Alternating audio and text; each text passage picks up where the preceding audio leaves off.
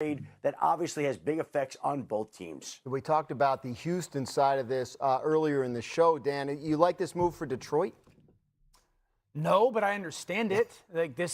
We've talked about this with Detroit and this concept of, have they missed their Super Bowl window? Mm-hmm. And while you can have the appreciation for there's a great foundation built in Detroit, we're going to start to see this kind of happen as they've had this 3-year run where we've had unbelievable productive players that were cheap. And all those productive players are not going to be cheap anymore. Mm-hmm. Jahmyr Gibbs is obviously the first name that's going to come to mind. Jack Campbell is going to have to be paid. Branch is going to have to be paid. So, there's a lot of young players talent-wise on this team that Brad Holmes, their general manager, has done a great job of evaluating, and they've done a great job of developing. Now it's time to pay them. So it's almost like going to start this new cycle in Detroit again of, okay, we got to find a bunch of new young players again through that draft process that are as good as the ones we've had over the past 2 or 3 seasons, but also come at that expensive rate. I think this is just the beginning of some of this almost roster overturn in Detroit. Yeah, this is why I always say that it's important for your team to be great based off of ownership and management, GM, any of the people that actually are making the actual decisions and coaching for that matter, because players come and go. No matter how amazing, no matter how unstoppable of a player they are, no matter how amazing of a quarterback, it's just like players come and go. Players come and go. So, listen, I've always loved the Detroit Lions offense. Always loved it. It's just awesome and it's explosive, and if you ever needed to show anyone, I always like to kind of use the example of showing someone who's never seen a football game an alien whatever and or if I'm trying to explain to my mom how exciting football can be or how exciting different various offenses can be. It's just look at the Detroit Lions. Look at the Detroit Lions. Look at the Detroit Lions. Look at the Detroit Lions. And even last year when there was issues with coordinating and whatnot, and we've talked about that plenty, so I'm not going to rehash all of that. The offense still had, a ton of personality. Now, I think the play calling and some of these more chess moments that I kept referring to, they dropped the ball there, right? That to me is where they failed more than the actual pure force and engine of the offense itself. And so anytime this offense now has to make a change, it's definitely uncomfortable. I'm uncomfortable by it. It's not to say that they're not going to be able to still be great or evolve past it. And I believe in the players who they have. Listen, 2 of my favorite offensive players to watch are going to be Amon-Ra St. Brown and Gibbs, right? So it's like that, and just having those 2 alone is already alright, kind of what else do you want, man? Like anything else, you're being greedy, right? You really are. Give me a good enough O-line, a good enough quarterback, and a good enough play caller, and we're good to go. Let's come on now. You and I believe that. But I do think you still very much want this. Graciano said okay, now more of the burden is on Gibbs. I don't think that's what you want. Right. I do think you still want this 2-back type of approach.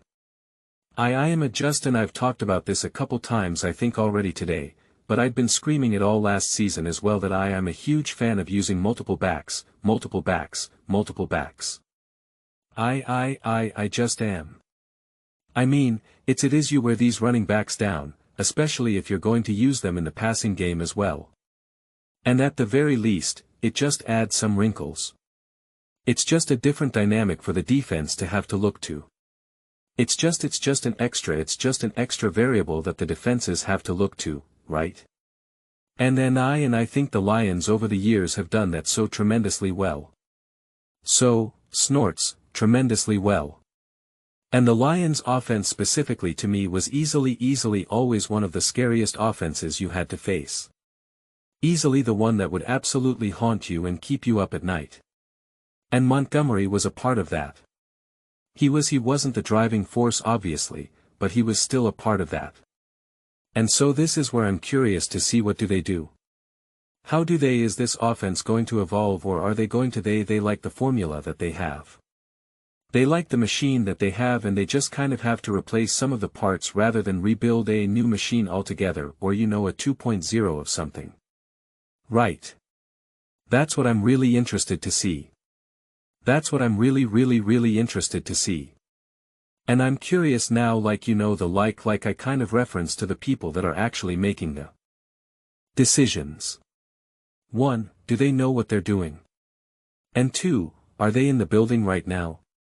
So yeah, I think anytime you're uncomfortable, anytime you're making changes to an offense that has been quite incredible, it's just going to be a little uncomfortable. It's just going to be a little uncomfortable.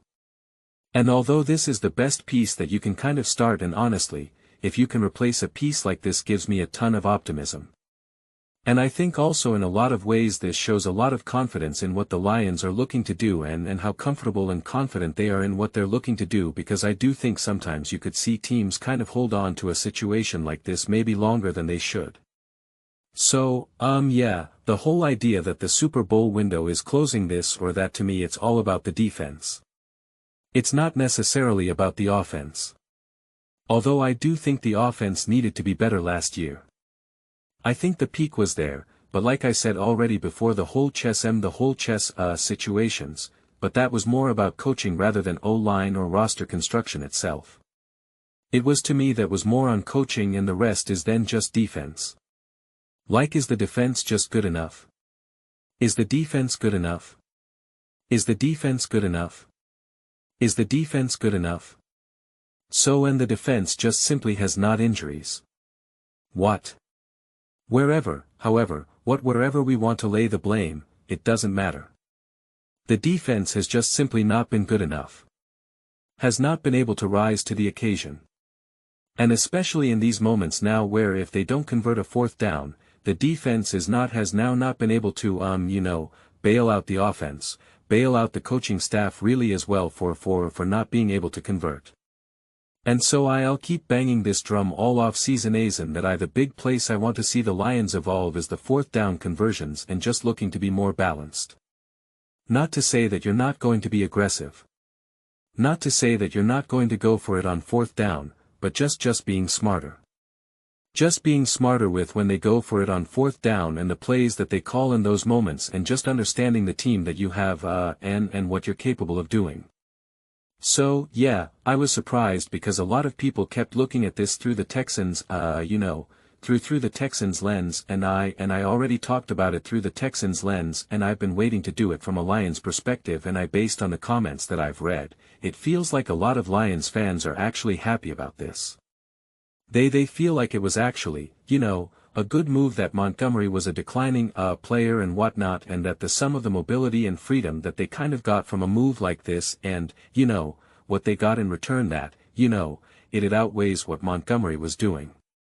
So, I'm curious how Lions fans feel about this, cause I was reading those comments on, other random channels and social media posts and whatnot. So, I'm curious, the people who are watching this video, how you all feel about it. So let me know your thoughts. I read every single comment. It's whether you agree with me or disagree with me. Either way, let's get in some discussions. Let's get into some fights, but ultimately, let's just have some fun. And please do consider subscribing. We're building an amazing community here, and I absolutely love to see you part of it. I want to build something that we all generally feel connected to, something that we're really excited to be part of. I think we're well on our way to doing it. Please don't forget to give this video a thumbs up. It really does help the visibility and the algorithm. Thank you so much. See you next time.